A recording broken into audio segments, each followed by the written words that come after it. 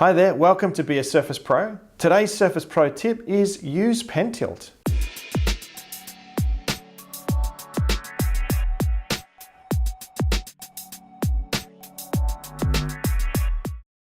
All of the Surface devices released since 2017 support the tilt functionality that's built into the latest Surface pens.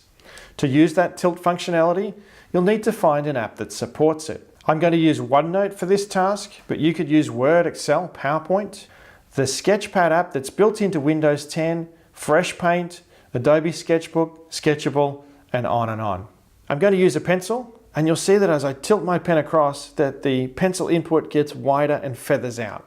If tilt doesn't work for you, make sure you've got one of those programs that supports it. You've got the latest Surface Pen and one of those devices that was released in 2017 or later.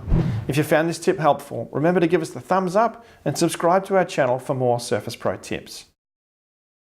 Autodesk Sketchbook.